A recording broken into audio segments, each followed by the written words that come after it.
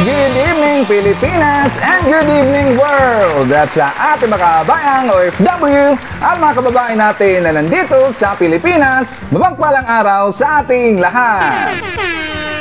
And welcome! This is yung panibang episode, panibang balitaan dito sa ating channel sa Jarabe TV na kung saan mga kabayan, pag-uusapan natin at tatalakayin natin ang mga issue, panglipunan at mga nangyayari sa mundo ng politika. Well, siyempre, kasama niyo pa rin si Sir Ivan, ang pinakabulol na vlogger sa balat ng YouTube, pero nagbibigay sa inyo ng mga totoo at mga preskong balita na kinukuha natin sa ating kapitbahay na social media. So magandang buhay sa ating lahat mga kabayan and happy Saturday sa ating lahat!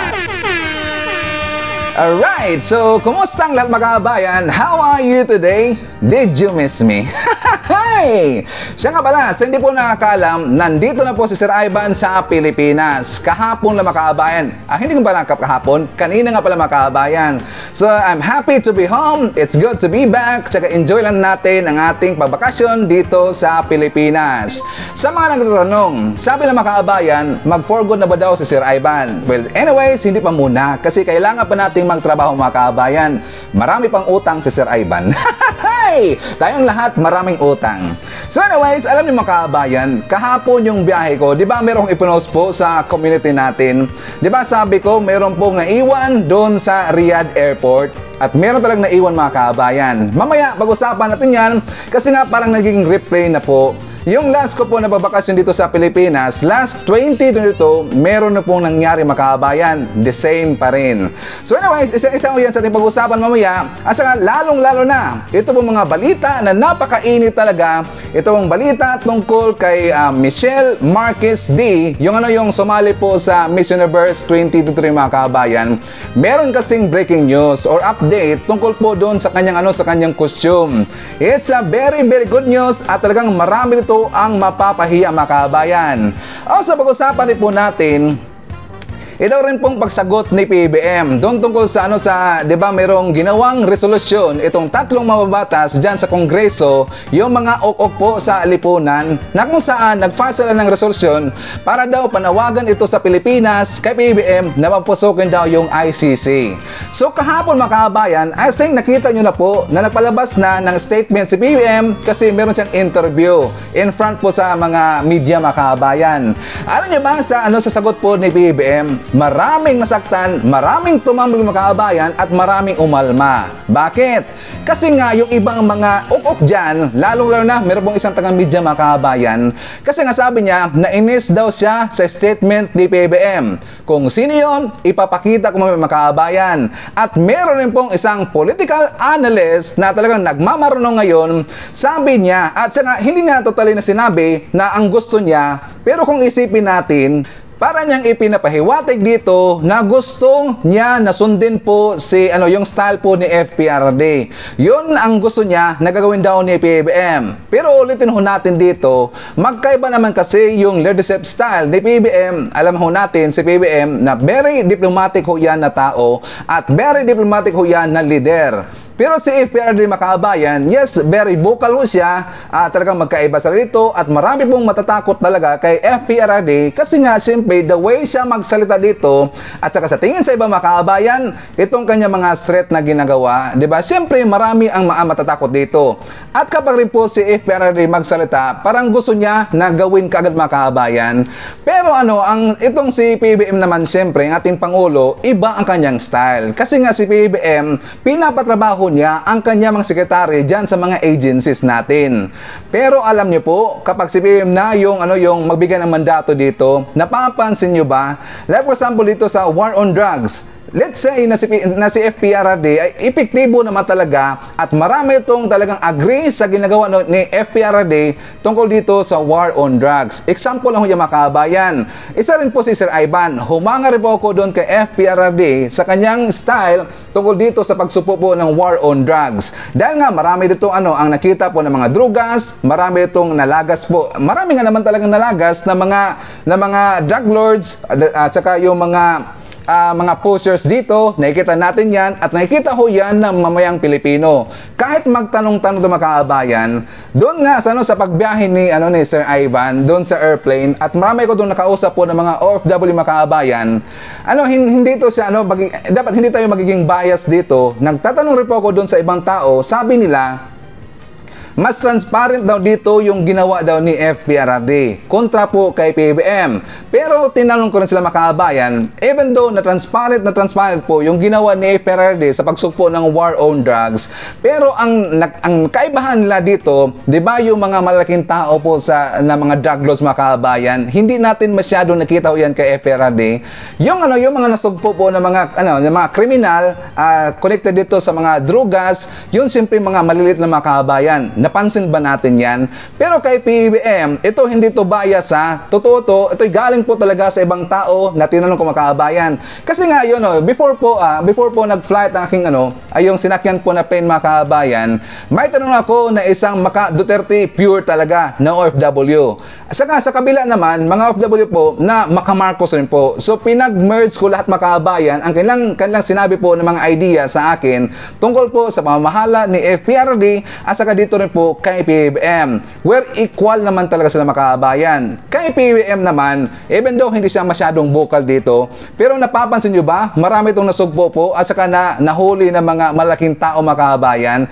Pati nga yung mga drogas, di ba, bulto-bulto, ilang bilyon ho yan, kontra dito sa kay FPRRD. Pero silang dalawa makabayan, puro ho yan epektibo. For me, puro po epektibo si FPRRD at saka si PBBM. Nga makabayan, isa rin po sa pag-uusapan, ito ring merong splice kasi na video. Itong si Bato, 'di ba, tungkol nga dito sa ICC kasi nga sabi nila na plano daw dito ni Speaker Martin Romualdez na ipapasok po yung ICC sa Pilipinas at para magkaroon dito ng ICC probe. Ngayon, tinanong po itong si Senator Bato ng mga media, sabi nila handa na ba sila. So sabi po ni Bato makabayan, handa na daw siya na harapin itong. Pero alam nyo, sa splice video po ng mga ibang mga vlogger, hanggang doon lang kasi makabayan. Parang wala siyang binanggit dito na harapin niya kung sakaling papasok po yung ICC. Pero haharapin niya daw in case na mangyayari daw yan. Pero hanggang doon lang makabayan. Ang ibig niya palang sabihin, kapag magkaroon nga pala dito ng investigation, doon po sa ating mismo sa justice system natin sa Pilipinas, ang ibig sabihin ni Senator Bato ay haharapin niya. Pero hindi po yung ICC makabayan. Kasi nga yung mga video na ipinakalat ngayon ibang mga vlogger, hanggang doon lang kasi. So ang ibig sabihin nila, meron silang inilabas mo na statement or mga captions na sabi nila na napakasiga daw at talagang walang takot daw itong si Senator Bato dito sa ICC makabayan. Pero kung kapag tatapusin natin yung video, iba po ang kanyang sinabi. Hindi po sa ICC makabayan na handa niyang harapin, kundi iba po. Mamaya papakita natin yan. And girls, pag-usapan rin po natin itong kumakalat na balita na kung saan meron daw mga luggage, mga bagahe natin dyan po sa airport na ipinagbibili ng mga kabayan. Ipinagbibili daw ho yan at yan po ang kumalat ngayon ng mga balita. Pero nagpalabas na po ng statement itong taga MIAA or MIAA makabayan na yan daw ay fake news. Kung fake news ba yan talaga, ipapakita natin po yung balita mamaya. And girls, marami pang iba. Alam niyo na po si Sir Ivan, palagi dumurundol ang baon ng pasabog every time na maglalabas tayo ng mga bagong balita dito sa ating channel. Okay, so before na mag-start makabayan, syempre, kukumustahin ko muna kayo at saka shoutout natin ating mga pinalangga po ng mga legends, ang ating mga senior citizen. Hello po, kumusta? Kumusta? I'm having po na nasa maayos kayo na kalagayan. Kukumusta rin natin makabayan ang mga pinalangga natin na mga Marcos Loyalists. At syempre, nandyan rin po mga kababayan nating DDS all over the world. How are you mga kababayan? Lalong-lalo na, maraming salamat sa Unit Team supporters! And of course, thank you so much sa ating mga returning viewers, mga solid supporters ni Sir Ivan, mga suki testing channel, thank you so much. At maraming salamat sa mga viewers na hindi nag-skip ng ating mga commercials. Thank you so much. At syempre mga kababayan, i-welcome po natin ang ating mga new subscribers. mga bagong pasok sa ating channel, welcome to the family and thank you po for appreciating our channel. Oh, grabe ang init. Hey! Serious mga kababayan, I missed you already. Diba kahapon hindi ako nag-vlog mga kababayan? Pasensya po, pasensya. May plano naman talaga na mag-vlog si Sir Ivan kahapon. Sana. Kaya lang medyo na late na tayo mga kababayan. Kasi nung nakapasok na po doon sa boarding area si Sir Ivan, medyo late na. I think 1 hour na lang yata yung kulang before na mag-boarding mga kababayan. Kasi nga, alam nyo, meron akong chika sa inyo. Bago ito mag-start po sa ating mga balita, doon po kay PBM, doon rin po kay Bato, doon rin po kay meron si Tikia mga kababayan, may statement nga pala si Tikia. Before tayo pumunta doon, meron akong share sa inyo. Pagdating ko doon sa check-in baggage mga kababayan, abay sumubra po. Sumubra po yung bagahe ni Sir Ivan. So para po alam nyo, kinausap ko yung nandun sa yung tagapalka kababayan natin ba. Ayaw kasing madala mga kababayan. Alam nyo 2 kilos lang naman po yung sobra na baggage si Sir Ivan. Ayaw talaga pumayag So ang ginawa ko mga kababayan, the same as last year po. Kasi ang ginawa ko, meron kasing area doon na kung saan kapag ang baggage natin, over baggage tayo. So di ba, siyempre, normally magtatanggal tayo ng bagay diyan nasa loob po nating malita. Pero mga kababayan, alam nyo yung kinuha ko doon, chocolates po, yung malaking chocolates. Awa mag-ingay, hindi alam kasi ng asawa ko Hey! Joke lang. Iniwan ko mga kababayan. Pero kung magtatanong kayo, Sir Ivan, sana ibinigay mo na lang po. Okay, ganito kasi yun.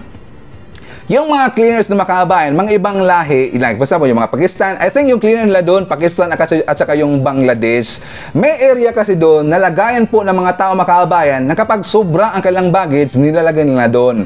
So ang ginawa ko, the same as last year, nilagay ko lang doon. Alam nyo, nakalaki po yun sa plastic, dalawang malaking na chocolate makabayan. Yung bundle ng chocolate na Toblerone. So hindi ko lang po binigay sa mga kababayan natin or doon nga sa ibang lahi. Bakit? Kasi nagmasid-masid si Sir Ivan. Sila rin kasi, na tinanong ko, hindi ko sinabi muna na chocolate yung dala ko mga kababayan. Tinanong ko muna kung okay ba sila na maibigay ko sa kanila na isang bagay. Hindi ko sinabi na chocolates. Mukhang takot mga kababayan. Lalong-lalo na yung mga kababayan natin na mga Pinoy, takot sila na bigyan natin ng bagay. Alam niyo po natin na meron talagang mga pangyayari na kapag siguro na kung bibigyan na ito, baka iba yung nasa loob mga kababayan. 'Di ba? At least na tayo na iwas-iwas tayo sa ganyan kapag meron pong kababayan natin na nagbibigay po. Pero siyempre, in good faith naman po ating ibibigay yon, pero hindi ko lang sinabi na chocolate yon. So, ang ginawa ko mga kababayan, paunahan na lang po. Na inilagay ko doon sa may table, actually malaki na table, at marami pong nakahilira doon na mga sobrang baggage, like mga damit, yung mga decorations, or iba mga siguro laruan ng iba na sa kababayan natin. Alam nyo, may advice ako dyan po, nandun po sa Riyadh, Saudi Arabia. Kapag uuwi kayo makabayan, itry nyo lang po na dadaan kayo dyan sa merong lagayan po ng mga sobrang bagahe. Nandun, marami kayong makukuha doon. At saka kasi mga kababayan, kaysa dadalhin pa nila yan, mahal na yung bayad. So, ang ginawa nila, inilagay nila doon. So, hindi ko na lang binigay yung chocolate mga kababayan, paunahan na lang po kung sino ang makuha ng chocolates na yun. So, yun po ang ginawa Sir Ivan. Kasi nga, kapag bibigay tayo doon sa ating kalahi, sa mga Pinoy, ayaw lang kasing tanggapin mga kababayan. Natatakot kasi sila.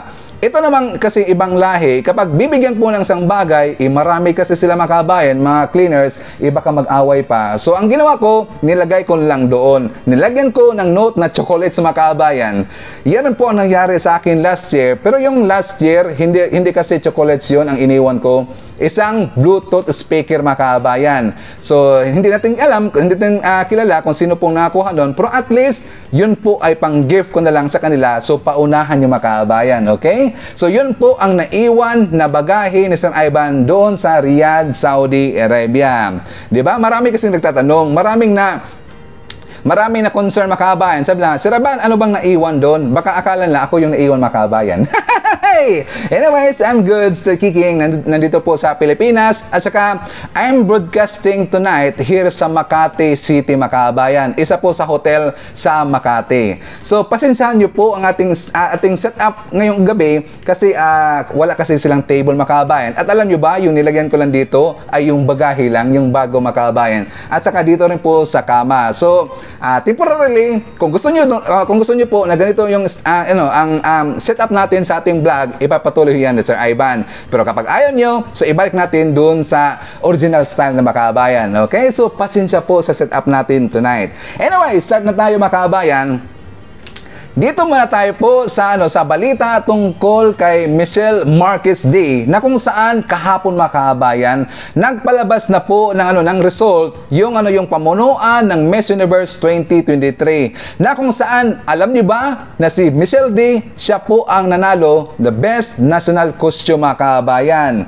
Maraming tumambling talaga kasi nga hindi natin asahan, 'di ba? Marami pong nagkutya sa kanyang costume mga kabayan. Sinabihan pa nga na parang airplane. Well, airplane naman talaga kasi nga, siyempre, yun po inspired po sa kung ano ang trabaho ngayon ni Michelle D. Makabayan. Air Force o siya. Reservist sa Air Force. So, siyempre, ang kanyang ginamit po na style sa national costume, yun po yung airplane talaga. Pero ang napakaganda dito ay ginamit lang po ni Michelle D. yung slogan po ng Department of Tourism Makabayan. Yung Love the Philippines. Alam nyo, di ba, maraming ayaw doon. Pati nga yung director na kakilala natin noon, hanggang ngayon kakilala naman talaga yan, pero parang bumaliktad kasi mga kabayan.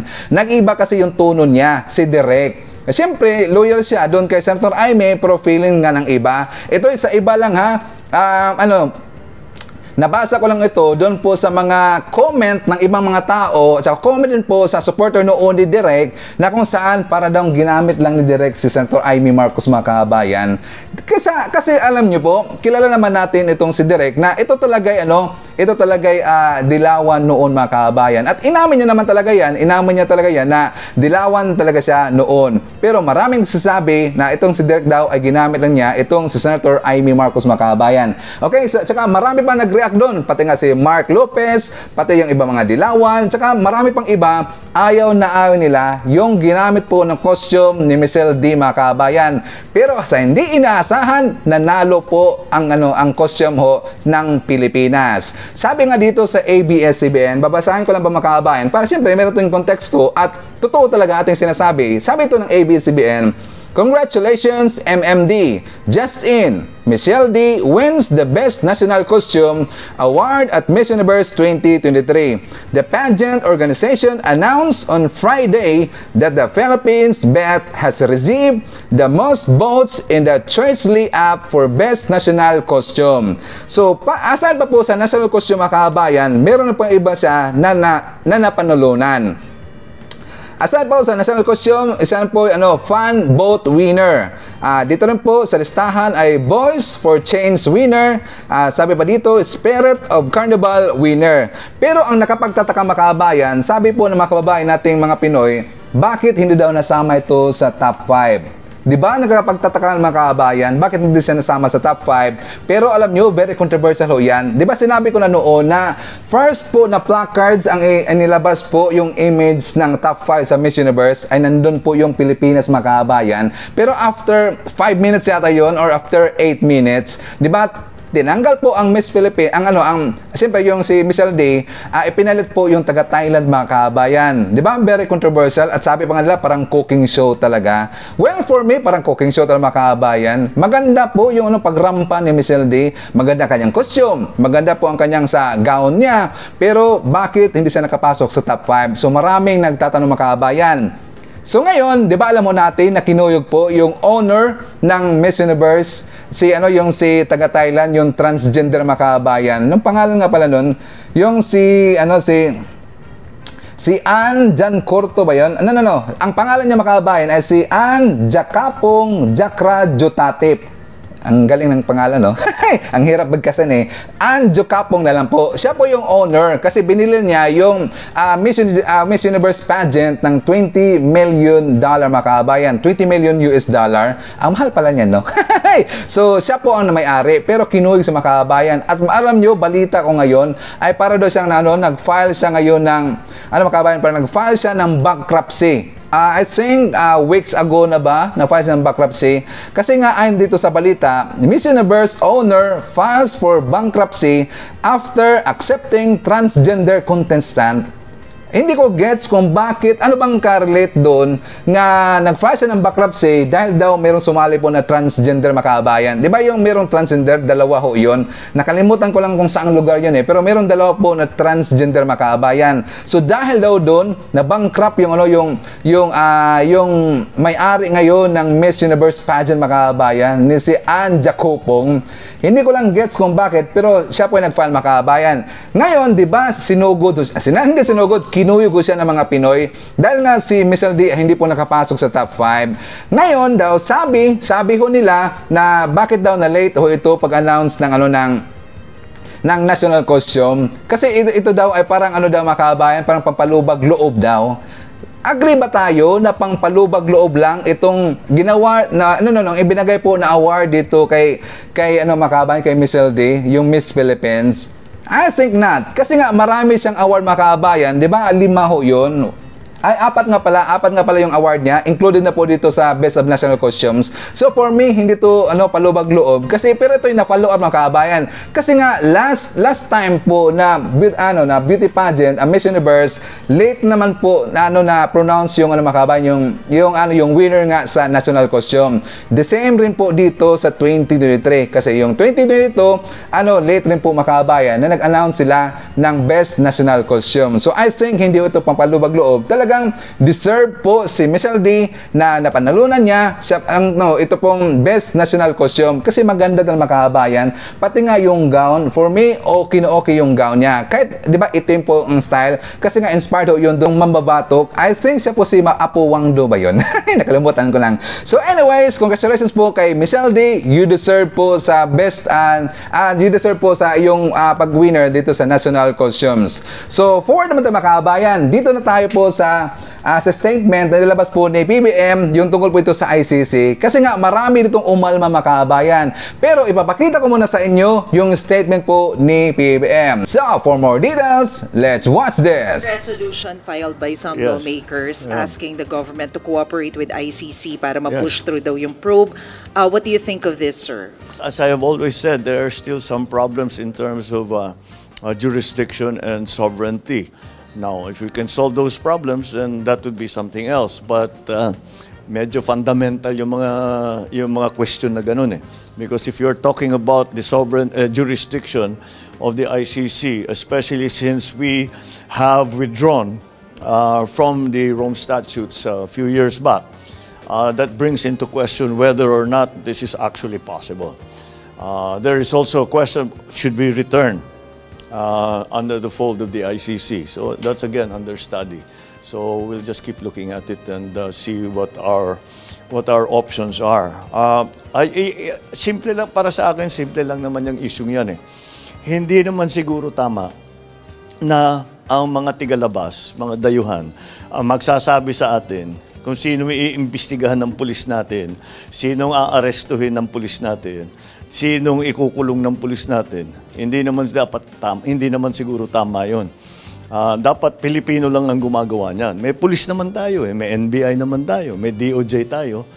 Kaya nila yung trabahong 'yan. And that's really where the conflict is. Ito po ang kaibahan ni PBM dito po sa ibang leader makabayan. Di ba si PBM, napapansin natin, very diplomatic. Alam nyo, tama naman talaga si PBM. Pero dito ang ibig niya sabihin, hindi nilang directly na sasabihin niya na ayaw ko na yan. Hindi na po kasi umalis na tayo dito sa ICC, hindi na tayo membro. Ang gusto niya makabayan ay para lang po hindi dito masaktan yung tatlong mambabatas. Yun po ang style ni PBM. Pero sabi niya, di ba, pag-usapan pa yan, kailangan pa daw ito pag-studyhan. Kasi nga, yung totoo naman talaga na hindi kasi tama talaga na yung ibang tagalugar, ang magsasabi dito na sila kung sino dito ang kakasuhan po ng pulis o sino po yung imbestigahan ng pulis, doon pa lang tama talaga si PBM makabayan. Pero hindi niya directly sinasabi yan. Kasi nga, siyempre, alam nyo yung style ni PBM. Gusto niya na kausapin niya muna niya lahat. Pero alam naman natin yung outcome niyan ay hindi talaga papayagan yun ni PBM. Kasi nasabi niya yan makabayan. Itong si PBM, meron niyang isang salita. Katulad rin ho yan kay Apula kay makabayan. Kapag siya po ay nagdesisyon na dito, desisyon na ho yan. Kaya dito po sa sinabi ni PBM ay marami pong nainis mga kabayan. At isa ho dyan si Id Langaw. So, for more details, let's watch this. Sa totoo lang, kung meron sagot na medyo nakakainis, yun po yung sagot na pag-aaralan natin yan. Sa pananaw kasi ng marami, yan ang sagot na medyo dekahon at wala naman talagang laman. Pero nung tanungin ang Pangulo kung babalik ang Pilipinas sa ilalim ng International Criminal Court, ay yan mismo ang sagot? Aba, headline yan. Ang sabi kasi ng Pangulo, should we return under the fold of the ICC? That is again under study. Dagdag pa ng Pangulo, titignan nila ngayon lahat ng mga options ng gobyerno sa bagay na yan. Bakit po ito malaman? Dahil unang-una ang kanyang predecessor, si Pangulong Rodrigo Duterte, ang nagpatiwalag sa Pilipinas sa ICC noong March 2019. Yan ay matapos i-anunsyo ng ICC ang investigasyon laban kay Pangulong Duterte para sa charge na crimes against humanity.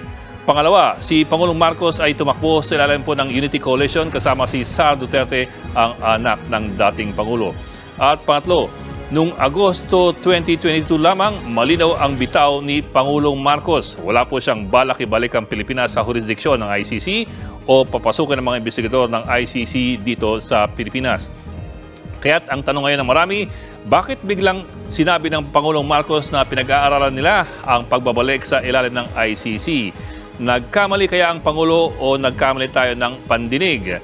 Pero may pahabol ang Pangulo na lalong nagpalito sa marami. Ang sabi ng Pangulo, hindi pa rin tama na banyaga ang magdidikta kung sino ang aarestuin o ikukulong. Kung sakali kasi, isang sintomas lamang ito ng nagbabagong mga alyansa sa ating politika. Sa Kongreso nito lamang nakaraang linggo, biglang pinag-uusapan ng posibilidad na payagan ng ICC na pumasok sa ating bansa, bagay na halos imposible dati. Bakit siya nainis mga kabayan? Kasi nga ang point dito ni Idlangaw, gusto talaga nila na ipapasok po yung ICC sa Pilipinas. Kasi nga, siyempre, magkaibigan ho sila dito ni Dilima at saka si Dilima mga kabayan.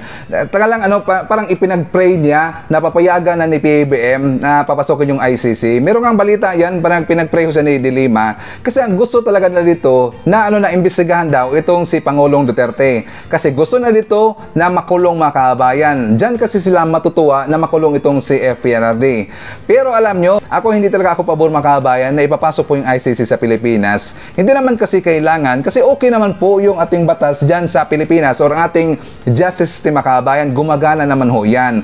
Ang gusto lang talaga na magpapasok po ng ICC sa Pilipinas, itong gusto po ng sisira at saka ipapahiya po yung justice system sa Pilipinas. Sila lang po ang gusto dito, yung grupo nila ng Makabayan Black, ng Kabataan Party List, sila si Prasco, si Raul Manuel, at ito na po yung mga dilawan, sila na po yung may gusto dito. Ngayon, insert ko mga kabayan, ito pong sinabi ni Senator Bato de la Rosa na kung saan ito in-splice kasi yung video at meron kasi nag-vlog niyan, isang vlogger mga kabayan, sabi niya, ang tapang daw. Sabi niya, buti pa daw itong si Bato de la Rosa, ang tapang daw mga kabayan. Haharapin niya na in case po ay itong mangyayari na daw ito. Pero hanggang doon lang. Ang ibig niya sabihin mga kabayan, naharapin niya kapag yung mag-imbestiga sa kanila ay mismo mga Pinoy lang pala, hindi po yung ICC. At para maintindihan natin, let's watch this. I feel that I should be ready. I should be ready for any eventualities because the political situation in the Philippines is very, very, very fluid. So I have to be ready. Ready na po kayo? You're ready? Ready. For any eventuality? Ready. When I say ready, ready to fire, ready to speak, ready to sing, ready to dance, ready lang. Kung anong gawin natin, ready. Ha? Not to skate, ready to evade, Ready to face? ready to fight. Well, as I've said, I am willing to face Filipino courts. I'm willing to be tried by a Filipino court. But by a foreign body? But by a foreign body, I am not willing. I am not willing. I am not willing. But it is not an indicator that lalayasan ko kayo. Baka sabihin niyo, sisibat na si Bato, hindi ako lalayas. Harapin ko yan. Pag sinabi ng ating gobyerno, sinabi ng ating korte, Bato, harapin mo yan, dito ka sa amin humarap, then haharap ko. Harapin ko yan. Walang wheelchair, walang neck brace, wala lang. Sila pakakargahin ko kung gusto nila. Sila pakakargahin ko. Well, The president is the chief architect of foreign relations, foreign policy. So it is under his discretion, within his discretion to do that. He can do that. Are you surprised na this seems to be backpedaling from his original position na is adamant against the investigation of ICC? Although sinabi niya kanina... Napansin nyo ba, balikan natin yung sinabi po ng isang reporter na harapin niya na walang hindi daw gamit ng wheelchair, hindi daw gamit dito ng neck brace. Ano niyo ba kung sino yung tinutukoy po ng media makabayan? 'Di ba si little girl 'yon? para siyang nagiging pilosopo yung pagtanong po dito ng taga-media. Pero alam niyo makabayan, at least clear na ho 'yan. Clear na ho yan kasi sinabi po ng mga vlogger na talagang matibay na itong si Bato at talagang harapin niya makabayan. Pero at least clear na ho ito na hindi po yung ICC kundi ang harapin po ni Senator Bato yung pong mga Pinoy po na korte makabayan at hindi po yung ICC. Sana hindi po gagawin po ni Senator Bato yung sinabi po ng reporter makabayan. Baka bigla tayong magulat dito na maglagay po dito ng neck brace at saka nakasakay na po sa wheelchair makabayan. Tungkol po ng sinabi ng taga-media. Diba? So anyways, before na mag-jump po sa ating next topic, i-share natin si Ma'am Maiti Baiza. Hi to Marian Shoko, Barkadahan Forever FM, Aurora David, Noel Narcida, nandiyan po si Divina Diquatin, Maria Medasiplon, Wilma Malabanan, Felix Palpaliato, hi to Lionel Desiderio, shout out daw sa BBM Sara Loyalis ng Tondo.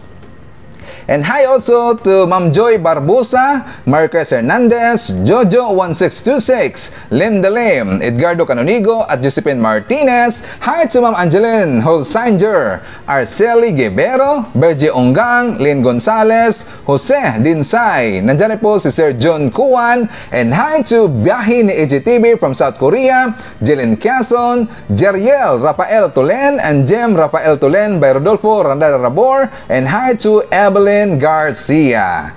Ang mga bayan, so dito tayo po sa statement ni Malo Tequia. Marami dito talaga ang umalma kay Tequia makabayan kasi nga ang point dito ni Tequia, even though hindi niya directly na sinabi ho yan, pero kapag i-analyze natin, gusto kasi niya na ang style po ni BBM gayahin daw kay FPRD makabayan. Laging nang iginigiit na ganyan. Gustong gayahin po ni BBM, okay? So, for more details, let's watch this. Hindi ko alam kung style ng Pangulo yung linalagoy-lagoy niya pahaba ng pahaba hanggang hindi mo makita kung saan ang posisyon niya. Kasi nagsimula siya ng tama sovereignty. Sovereignty is very important to any state. Alam natin yan. So pag nagsabi ka na pag-aaralan natin, sovereignty na at wala na tayo sa ICC, hindi ba dapat ang ginawa niya sinabi niya mismo na alam mo, wala na tayo dyan sa ICC, hindi na tayo pwedeng bumalik dyan dahil may desisyon na at ang ating court system nagpa-function. Ang hindi ko maintindihan, why cannot he be so direct na sabihin na ganon?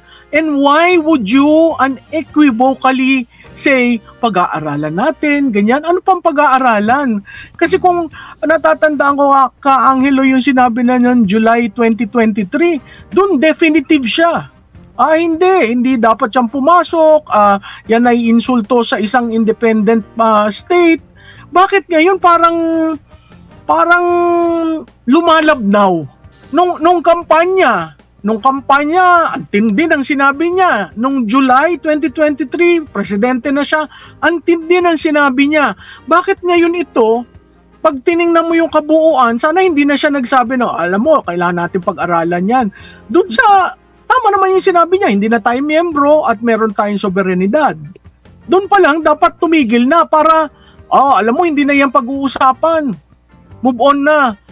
Alam mo, hindi ko maintindihan, bakit hindi niya kaya bang maging parang decisive? Definite. Oo. Diba? Yun yung sa bagay. Kasi alam mo, foreign policy ito Ang foreign policy, ang architect niyan, ang presidente. Yung sinabi niyang sense of the house, ay siya naman ay naging senador. Ang sense of the chamber resolution, hindi yan mahalaga. Pero kung titingnan mo yung nangyari sa house, final yung panukalang resolusyon ng Biyernes, nasama kaagad sa order of business, nagkaroon kaagad ng schedule ng hearing pero wala dun sa weekly schedule. O kaya ano ho nangyari? Walang quorum. Hindi alam ng mga members. Ang sense ko doon, minimeasure nila ang Committee on Justice kung paano nila lalaruin yan sa impeachment. Ang nag-file ng resolution, si Abante, na chairman ng Committee on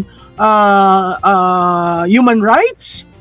So, talagang, ang sense ko may kumukumpas.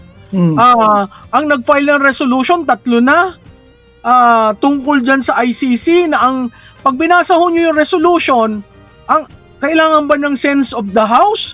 Ang sinabi lang nila doon, i-allow mo ang ICC na lumapit at kausapin ng ahensya ng gobyerno. Unang-una ho, that is an executive branch. You are legislative. Diba? So, and here is a president who enunciates, who is the architect of foreign policy. ICC is a foreign policy. Tama. So, para mo sabihin na ganon, ako nalulungkot kasi walang decisiveness ba? Bakit mo dadalhin ang bansa mo sa isang issue na alam mo will open up so many things? Ang pulis, ang piskalya, ang court system, lahat ba ho yun hindi tumatakbo? Sinabi rin naman niya. Pero bakit anong pag-aaralan na maging member ulit tayo ng ICC? Babalikan, ang tanong ko ho dyan, yun ho bang supposedly kasalanan, quote-unquote?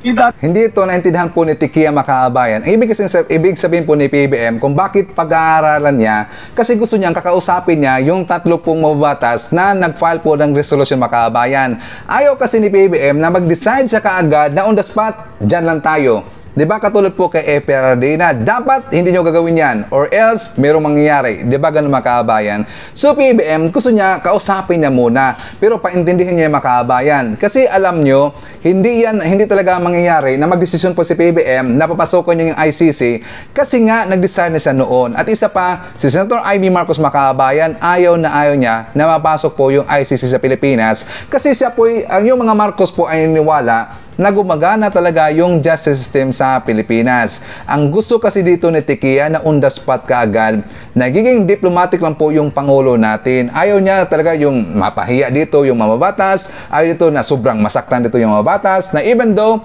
nararamdaman na po ng mababatas na hindi talaga mag-prosper po yung ang kanilang ginawa ito na resolusyon. Sabi pa nga yan ni Speaker Martin Romualdez na hindi na prioridad ngayon na pag-usapan po yung resolusyon, hindi Makaabayan, pero ayaw na nila. Klaro naman po na ayaw talaga nila. Siyempre, nirespeto lang po nila yung mga batas na yon, pero but in the end, hindi ho yan mag-prosper Makaabayan. Okay? So, I hope naintindihan po nating lahat. Ngayon, forward naman tayo Makaabayan, dito tayo sa issue po sa luggage dyan sa MIAA, sa Ninoy National Airport.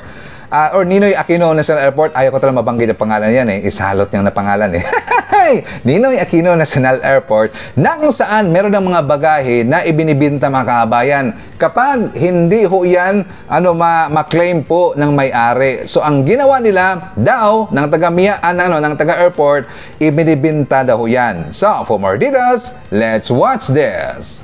Mga bagahe na matagal nang inabandona sa NAIA, pwede nang mabili sa halagang 500 to 600 pesos? Yan ang kumakalat ngayon sa social media. Pero ayon mismo sa Manila International Airport Authority, peke ang mga post na yan. Hindi totoong nagbebenta sila ng mga bagahe galing sa NAIA. Kaya naman inabisuhan nila ang publiko na huwag magpaloko at umiwas sa mga bogus na Facebook page. At kung may makitang mga page ng umano'y nagbebenta raw ng bagahe mula sa NAIA, agad itong i-report sa MIAA. Well, hindi tayo kaagad na mag-conclude na ito hindi totoo Makaabayan. Bakit lumabas po ng ganung mga istorya or bakit lumabas po yung ganun po ng mga pictures? Baka siguro hindi po alam ng MIAA yung pamunuan. Pero yung mga tauhan ng makabayan, hindi natin alam, di ba? Meron po yung mangyari nga na hindi natin magustuhan minsan yung ginagawa nila sa bagahe natin. Yung grabe nila ka-agresibo po na ang iba nga masisira na po yung bag mga kabayan. At meron pong mga lumalabas noon na mga balita-balita na merong nawawala po ng mga bagahe. So ngayon, dapat imbestigahan ho yan. Hindi ka agad magsabi dito yung MIAA na iyan po ay fake news. So wag daw magpapaloko. Diba? Iba nga, diba, meron tayong kasabihan na kapag meron pong usok, meron po yung kayo mga kabayan or apoy. Diba? Dapat imbestigahan ho yan. So anyways, bago tayo mag-jump po sa ating next topic, isa more natin si Ma'am Ryan from Virginia, USA. Hi to Ma'am Carclia, City Beer, Wedler, Trexie, Lily, Carmen, Judy, Don Kings, Red One, Little One, Jay Cabal, Ma'am Lentek, Ma'am Self, Mami Chacha, Mami Lu, Tita S, Caitlin, Tatay Amik, and Tatay Jackfords of Jackfords family. And hi to Ma'am Marilo Bidnarek from Germany. Nandiyan po si Ma'am Evangeline or Evelyn Garcia, Maria Lourdes at Yensa Chan na nandyan sa Malaysia. Greetings from kay Ate Banji ng Caloocan. And hi to all the member of Pindot Likers and Pindot Warriors. Mga kabayan, pag-usapan natin itong si Siraulo Manuel. Bakit? Kasi 'di ba ang piston at saka yung manibela ay nag-transport strike mga kabayan. Alam niyo ba, may tanong ako kanina na isang driver. Sabi doon sa driver na ito lang nangyari po na transport strike dito sa Maynila na ginawa po ng piston at saka ng manibela ay hindi daw ito nakaparalisa ng transportation mga kabayan. Para nga lang wala daw transport strike na nangyari. Yun po sabi po ng taga-Grab driver. Kasi nga kanina tinanong ko mga kabayan, sabi ko ano bang nakita mo or ano ba ang nangyari doon sa transport strike? Sabi niya, sir, wala namang kwenta, wala namang nangyari para lang walang transport strike. The same pa rin po yung flow ng mga ng transportation. Kasi marami namang tumulong daw na gobyerno at ginamit po yung own na mga vehicles ng gobyerno itinulong doon sa mga commuters. At marami rin po ang hindi sumama makabayan, so hindi po naparalisa ng manibela. Alam niyo ba yung plano po ng manibela makabayan? Mag-extend sila dito ng transport strike. So for more details, let's watch this. Huling araw na ngayon ng tigil pasada na ikinasa ng grupong Manibela laban sa PUV Modernization Program. Pero hindi pa man natatapos ang araw, may panibagong banta agad ang grupo. Nasa frontline ng balitang yan, si Gerard de la Peña. Umay na raw makipag-usap ang grupong Manibela sa LTFRB para makipagdialogo tungkol sa PUV Modernization Program. Sa huling araw ng transport strike ng grupo kanina, iginiit ni Manibela President Marval Buena na ubos na raw ang pasensya nila sa gobyerno. Sa dami namin na nagtigil pasada ngayon, talagang naiparating namin sa gobyerno na kung wala itong mga traditional jeepney, mga jeepney driver at saka operator na nagtsaga dito, wala po talagang bagsak ang ating ekonomiya at kawawa po ang taong bayan. Kung LTFRB naman ang tatanungin, hindi gaanong naramdaman ang huling araw ng tigil pasada kanina. Wala raw itong pinagkaiba sa naging eksena sa transport strike buong linggo na hindi rin nakaapekto sa mga pasahero. Base po sa nakita po natin sa yung report po since Monday, tila hindi naman po napilayan yung ating pampublikong transportasyon. We have about 600 rescue buses available. And ang nailabas lang po namin is about 68. In Metro Manila, we have about 200 routes plus 12 lang ang naapektuhan. Banta naman ng Manibela, hindi lang tigil pasada ang susunod nilang gagawin dahil baka permanente na talagang mabawasan ang mga pumapasadang jeep sa ilang ruta. Yan ay kung hindi pa rin pagbibigyan ng hiling nilang ibasura ang sapilitang consolidation ng mga jeep para maging korporasyon o kooperatiba. Puro pangako na lang ang ibinibigay. After nitong tigil pasada na to, baka hindi na talaga kami bumiyahe. Iretiro na namin yung aming mga sasakyan. Napapagod na rin sila, ayaw na nai-stress sa mga pananakot ng gobyerno. Una na rin sinabi ng ahensya na handa sila makipagkompromiso para mapadali ang pagsali ng mga tsuper sa consolidation bago ang deadline sa December 31. Ang initial na sabi ko sa kanila, mag-file ka lang ng petition. Hindi mo kailangan kumpletuhin yung proseso. Consolidated ka na, pwede ka nang bumiyahe. Then pag-uusapan namin yung mga ibang areas na pwede pa namin i-negotiate. Kung hindi naman daw makikipag-usap sa ahensya ang grupong Manibela, may aalok pa ring programa ang TESDA sa mga tsuper na titigil na sa pamamasada para mabigyan sila ng bagong hanap buhay. Itong ginawa po ni Mar Balbuena, mga kabayan, nandamay sa dito ng ibang mga tsuper. Di ba, hindi niya kasi ito iintindihin po yung sinasabi dito ni Guades na kung saan wala namang mangyari po na jeepney phase out. Alam niyo po na hindi talaga ma-phase out yung jeepney, mga kabayan. Bakit, Sir Ivan? Di ba ipinagmalalaki ho yan ni PBM doon sa Hawaii? Kasi yung jeepney, that is iconic talaga sa atin, mga kabayan. Na kung saan kapag usapan po yung jeepney ay, di ba, malalaman natin agad na yan po yung makikita po sa Pilipinas, mga kabayan. So hindi na po yan mawala po sa Pilipinas. Ipinagmayabang ho yan ni PBM.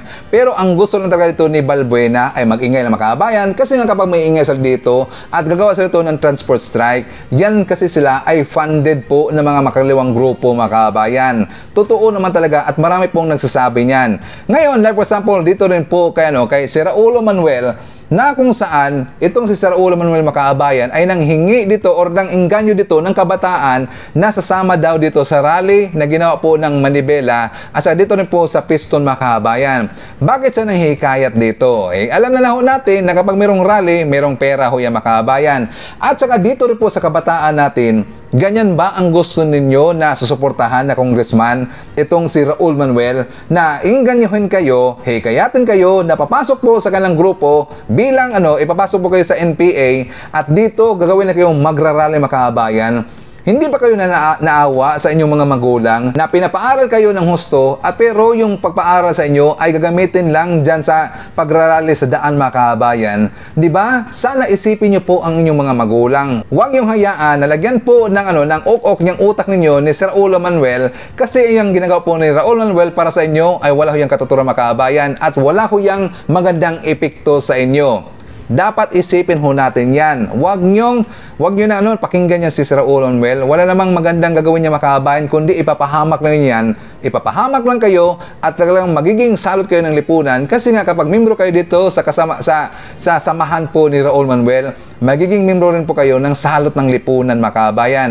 Dapat isipin nyo yan, okay? So huwag nyo na suportan, huwag nyo suportan yan si Sir Raul Manuel. Walang kwenta yan Dapat maimpiso yan dyan sa Kongreso.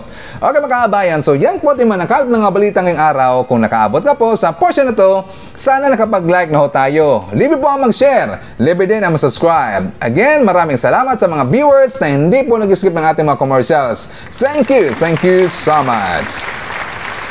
At before natin tapusin ating programa ngayong araw, sana sabayan nyo si Sir Ivan para sa ating live messaging prayer. Panginoong Hesus, kayo po ang mabuting pastol. Akayin po ninyo kami sa matuwid na pamumuhay at sa pamumuhay na puno ng pag-ibig, pananampalataya at pag-asa. Patawarin mo po kami sa aming paulit-ulit na pagkakasala. Palakasin mo kami nang hindi kami bumigay sa tukso. Maraming salamat po sa ngalan ni Hesus. Amen. So maraming salamat, mga kabayan, and I hope to see you again on my next video. BBM Sara, BBM Sara, pagkakaisa patungo sa ginhawa. BBM Sara, BBM Sara, para sa kinabukasan naming mga bata. BBM Sara, BBM Sara, walang imposible na kapag nagsama-sama. BBM Sara, BBM Sara, ang presidente at ang busy na mahal ang